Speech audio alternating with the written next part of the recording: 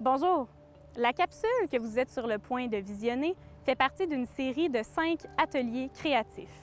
Ils ont été créés dans le cadre du projet Entre nature et culture, la connexion des générations.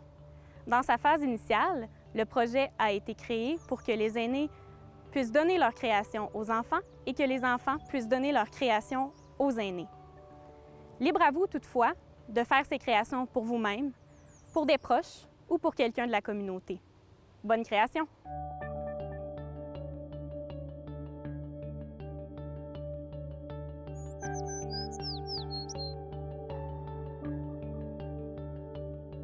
Bonjour les amis, je me présente, je m'appelle Erika Barry, je suis enseignante en arts plastiques dans la vie de tous les jours. Je suis vraiment heureuse d'être avec vous aujourd'hui. Moi j'enseigne, comme je vous disais, avec des amis comme vous, des plus grands, puis des très très grands. Je suis aussi artiste, je fais des toiles et je fais du dessin aussi. Alors aujourd'hui, j'ai le goût de vous partager un projet que j'ai le goût que vous fassiez avec moi. On va faire une boîte à thé inspirée de l'art du point. Alors, je t'ai fait un petit décor ici pour te montrer un peu les possibilités, qu'est-ce que ça peut donner une œuvre toute faite en point. Alors, j'espère que ça va te tenter d'embarquer dans mon projet. Premièrement, l'art du point, c'est quoi? C'est une ancienne technique qui vient un peu des aborigènes, les aborigènes d'Australie pour la plupart.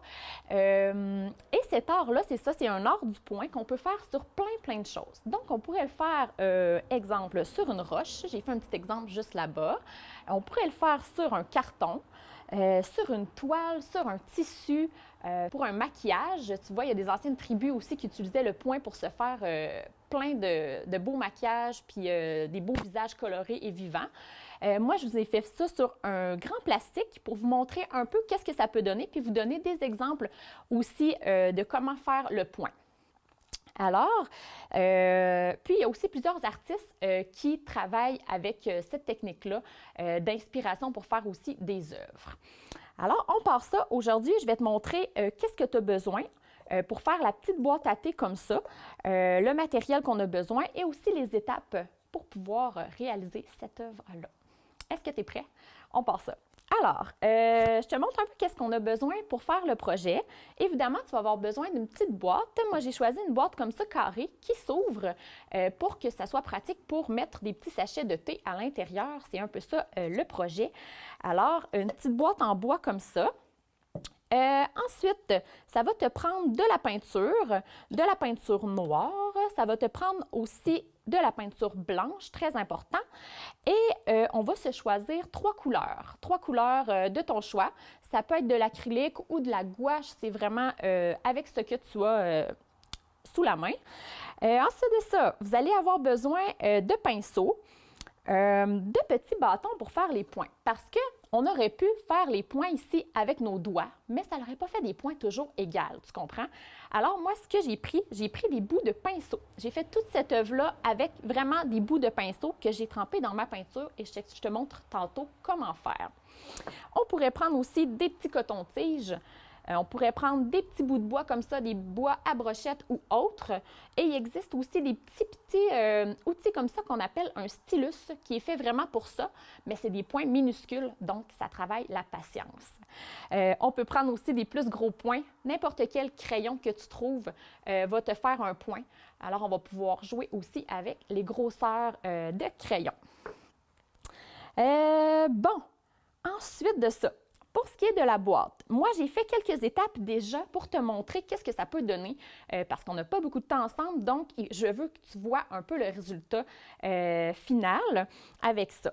La première étape de toutes, ça va être de peindre ta petite boîte en noir. Pourquoi en noir? Tu vois, j'ai choisi moi un tissu tout noir parce que je trouve que ça fait ressortir vraiment beaucoup les couleurs. Je ne sais pas si tu es d'accord avec moi. Tu vois, le blanc sur le noir, ça ressort beaucoup. Et aussi, j'ai choisi des couleurs qui sont assez pâles. Donc, retiens ça. Si j'avais mis un bleu très foncé sur mon noir, on l'aurait moins bien vu. Okay? Donc, souviens-toi de choisir tes couleurs qui vont être assez pâles pour bien ressortir sur le noir. Première étape, tu prends ta petite boîte et tu vas te prendre un pinceau du format de ton choix et tu vas venir peindre ta petite boîte au complet toute noire pour avoir un fond neutre. Alors voilà, tu peins ta boîte en noir. Évidemment, tu ne pourras peut-être pas peindre tous les côtés à la fois. Peut-être que tu vas devoir les laisser sécher entre, mais au bout du compte, on veut avoir toute notre boîte noire. Et aussi à l'intérieur, je te conseille de venir faire aussi les petits côtés, mais pas l'intérieur de la boîte, on la laisserait comme ça. Ça va? Première étape. Là, tu comprends qu'il va falloir attendre que ça sèche un peu. Alors, j'ai un petit défi pour toi. Il y a un élément important que je ne t'ai pas parlé tout à l'heure, de matériel que tu vas devoir avoir. Alors, en attendant que notre boîte sèche, je t'invite à partir à la recherche de branches, de plein de grosseurs de branches différentes qui vont nous permettre de venir faire des points aussi. Alors, c'est le fun d'avoir des éléments de la nature dans notre projet. Alors, je t'invite à aller te chercher 5 branches. Chaque ami, vous devez avoir 5 branches pour pouvoir avoir une branche par couleur. Alors, si on prend un mauve, on va garder notre branche pour le mauve, le jaune, etc., la couleur que tu auras choisie. Alors, ça, c'est super important aussi comme élément de matériel à avoir, les branches. Alors, je te laisse partir à la recherche de tes branches et ensuite de ça, tu vas être prêt à commencer. Maintenant que notre boîte va être sèche comme ça ici, tu vois, j'ai fait mon fond noir en premier. Ensuite de ça, tu as choisi tes 3 couleurs. Moi, j'ai choisi un jaune, un turquoise comme ça, j'ai le blanc, puis j'ai une espèce de petit rose pâle comme ça. Maintenant, je te montre comment faire avec les branches. Tu vas devoir tremper tes branches dans ta peinture pour pouvoir venir les faire ici, pour venir faire tes points. Je te montre ça et je te conseille de bien retenir qu'est-ce que je vais te dire. Alors, pour ce qui est des branches, exemple, on va y aller avec le jaune. Quand tu vas prendre ta branche, je te conseille de vraiment la tenir très droit pour venir mettre ça dans ta peinture. Alors, on trempe notre branche tout droit et quand tu vas venir appliquer tes points, aussi tu vas venir les faire en tenant ta branche très droit comme ça pour venir faire tes points. Attention, tes points ne doivent pas se toucher les uns les autres, OK? Important, ils doivent être tout près les uns des autres, mais ils ne doivent pas se toucher, sinon ça va faire une ligne. Nous, on veut garder des points. Alors, sors ta patience parce que toute ta boîte va être faite en points. Ça va? Moi, j'ai fait des lignes. Donc, tu vois, j'ai fait des lignes ici qui se suivent, tous les points se suivent et je garde toujours la même couleur pour chacune des lignes. Mais là, le modèle que tu vas faire, c'est à ton choix, c'est ton œuvre à toi. Moi, j'ai poursuivi, tu vois, le rose ici se poursuit sur mon autre boîte. C'est toi qui décides. Ça pourrait être une suite, comme si la boîte, tout le même modèle se poursuivait tout autour, ou ça pourrait être vraiment des parties indépendantes, chacune leur propre modèle. OK? Ensuite de ça, si tu veux changer de couleur, je te conseille de te prendre une autre branche. Alors, si par exemple, j'aimerais faire un bleu, je trempe ça dedans et je vais pouvoir venir faire mon bleu. Et là, tu comprends qu'avec différentes grosseurs de branches, tu vas pouvoir faire différentes grosseurs de points, ce qui va donner des résultats vraiment le fun. OK? Je te montre aussi une autre petite technique que tu peux utiliser si ça te tente. Moi, j'appelle ça un mandala. C'est quoi un mandala? C'est un point au milieu. J'en ai fait un ici, si tu veux regarder. C'est un point qui commence ici et tout autour de ce point-là, tu ajoutes d'autres points et ça crée une espèce de soleil que j'appelle mandala. Et ça donne vraiment des beaux résultats. Et l'art aborigène, on en retrouve partout des espèces de mandalas comme ça. Je te montre ici sur ma surface qu'il n'y a rien encore. Tu peux t'amuser avec les branches et aussi prendre d'autres outils. Des bouts de bâton aussi, ça va bien. Alors, je vais commencer mon point. Je vais prendre un point jaune et tu te fais par exemple un point central. Ensuite, tu peux changer, tu alternes de couleur. Alterner, ça veut dire tu changes de couleur. Tu peux prendre blanc, bleu, rose. Ensuite, tu reviens blanc, bleu, rose, tu alternes, tu changes de couleur.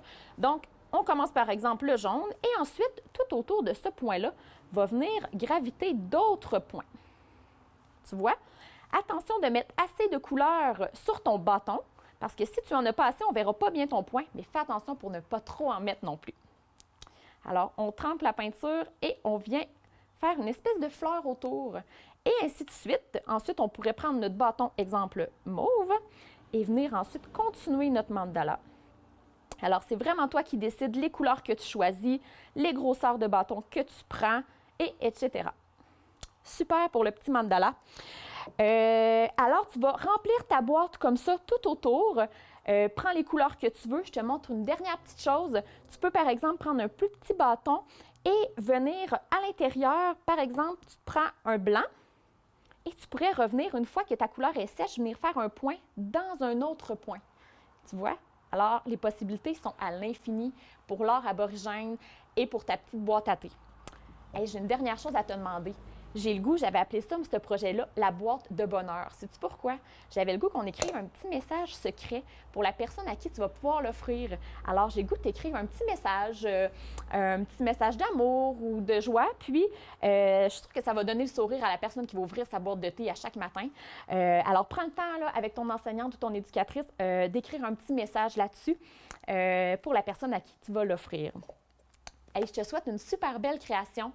Puis, je te félicite d'embarquer dans le projet et je suis certaine que ta boîte de thé, faite avec des éléments de la nature, le bois, les petites branches colorées puis vivantes comme ça, je suis certaine que ça va mettre du bonheur dans la vie des aînés à qui tu vas pouvoir l'offrir. Hey, merci d'avoir été là, puis je te souhaite une belle création. Bye!